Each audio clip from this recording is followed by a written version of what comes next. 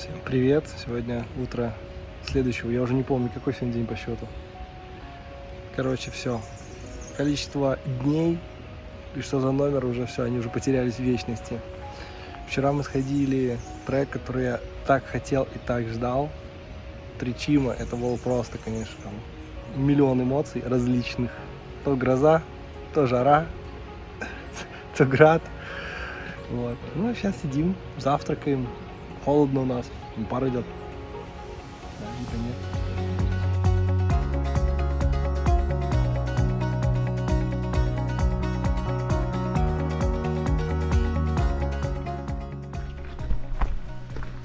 Итак, первая потеря — палки.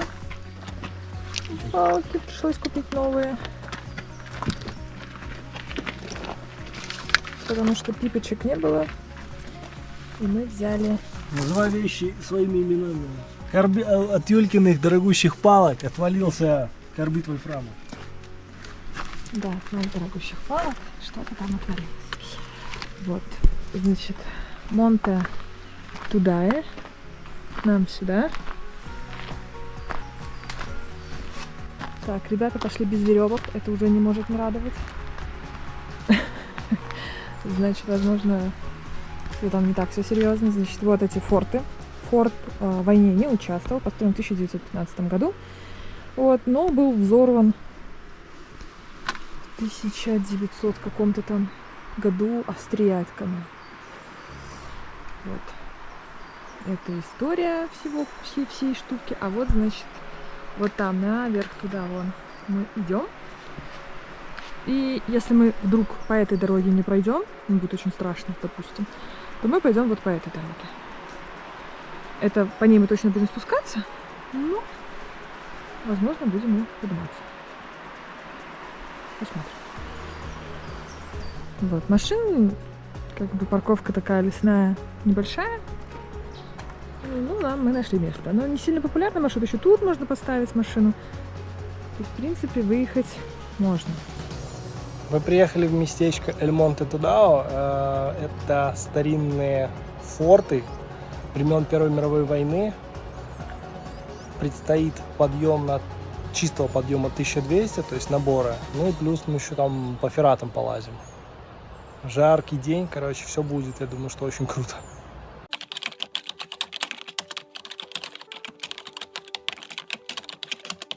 На ту тропу, которую мы пойдем, начинается возле ресторана Пиано Солитарио. И идти нам вон туда наверх, вон аж на самый-самый верх. Так, вот начало пути от ресторана.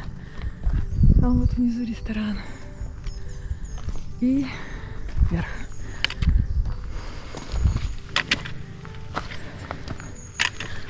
По сосновому лесу. Так, высота 1000. 100 метров только поднялись. Еще 1200. Выглядит так себе.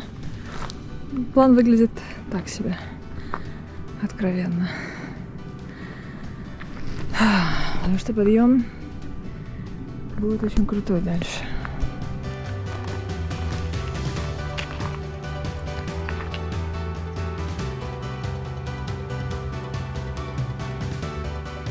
Так, вот наша дорога, продолжаем движение. Здесь она такая резко уходит вниз. Вон там. Судя по карте, здесь раньше была река. Точнее, не была, а должна была быть река. Это старое русло. И на карте здесь мост. Моста здесь нет. В общем, короче, такая история. Я только что встретил 2 альпинистов, которые лазят здесь по стене.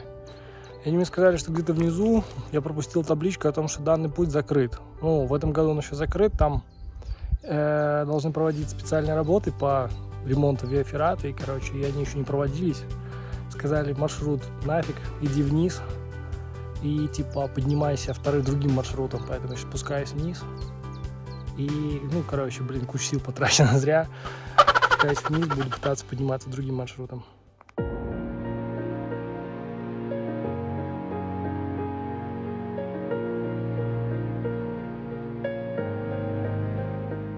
Все, спустился вниз, и сейчас буду пробовать проходить уже по второй дороге, вот именно к фортам. Вон они там на картинке. Юлька уже пошла вперед, сейчас буду ее догонять. Прошли 10 метров, сразу вот такая вагонеточка. Такая вот.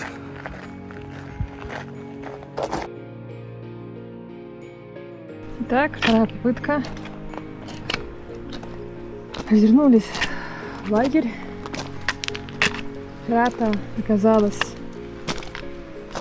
в таком состоянии неизвестном. Сергей там кого-то встретил, с кем-то поговорил. И мы посоветовали возвращаться. Судя по истории, написанной в книжке про этот маршрут и вообще про весь объект, вот эти вот кольца, которые торчат из стен, использовались для зацепа орудий и таким образом поднимали ход туда наверх. Вон дорога наверх пошла.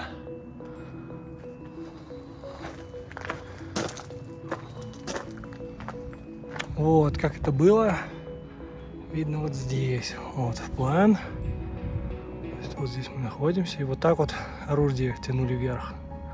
Здесь крепления были. Мы вот тут. Их вот так вот протаскивали. Вот так. И аж вот до сюда. То есть, ну вот выглядело это вот так вот как-то. Короче, с Юлькой я встретился, но было принято решение идти назад. Потому что началась дичайшая жара, солнце вышло. Сейчас, наверное, градусов 35. А мы постоянно идем вверх. Высокая влажность, потому что последние там несколько дней здесь каждый день идет дождь. Это просто что-то невыносимое. Ну, просто я иду и чувствую, как горю на солнце, несмотря на то, что у меня SPF 50 на мне.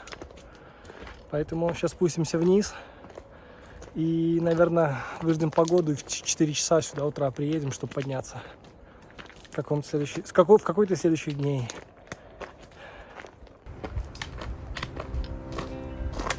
Мы сюда еще вернемся? Как думаешь? Думаю, да.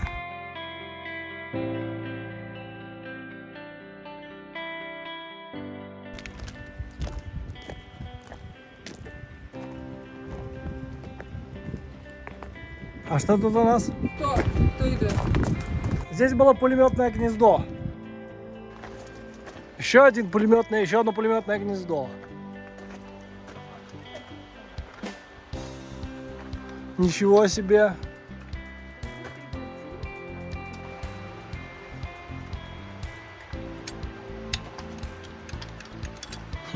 Ниц не делала. Все по задумке автора и по с нашей надеждой здесь была попытка попасть в музей, но 1938-1942. Это очень прикольная история какая-то здесь. Капец. Музей форта тоже закрыт, потому что он работает с понедельника по субботу. Жесть. Это мы, два неудачника. Мы ничего не покорили сегодня. Но никому не покорились. И никому об этом не расскажем. Это видео останется в наших архивах.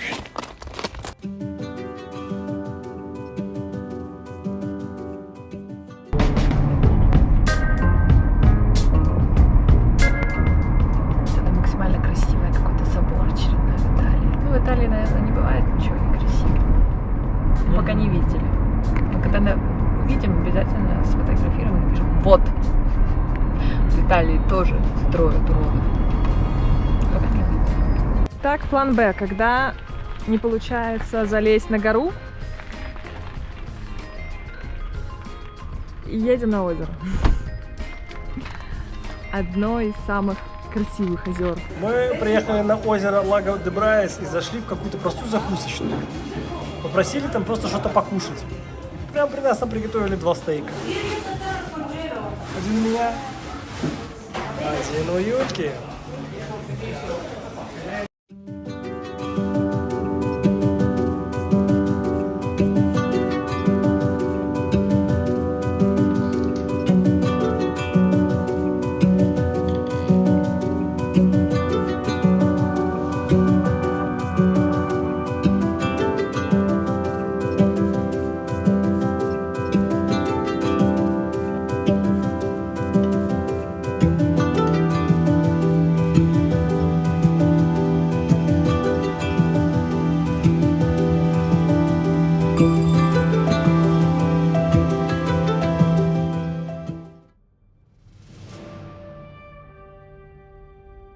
Старое фортификационное сооружение. Вот сейчас пойдем смотреть, что за оно. Форт Ландроу, судя по надписи. Какая-то громадная тема. Судя по размерам, очень похожа на Райского в Кракове. И находка нас капец как удивила.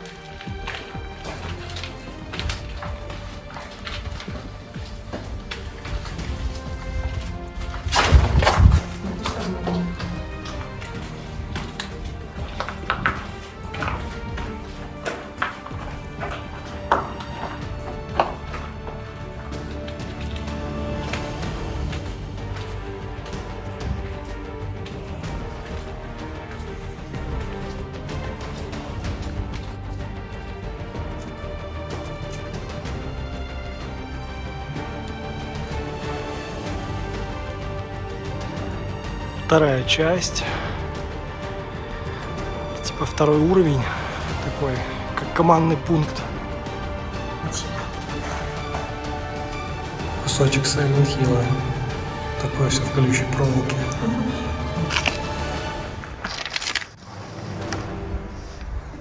Вот это вот эта вот вентиляционная шахта. Сейчас я попробую подсветить. Вот там внизу вот такие отверстия. Это воздух из казематов поступает. Он в те два отверстия в самом конце. Я думаю, что их не видно отсюда. Вот, но... И потом за счет того, что одно снизу, второе сверху, они в разные каналы выходят, создается так называемая гравитационная вентиляция. Вот они здесь вот сейчас будут видны. Тут нормальная такая укрепуха была. Пулеметчики сидели.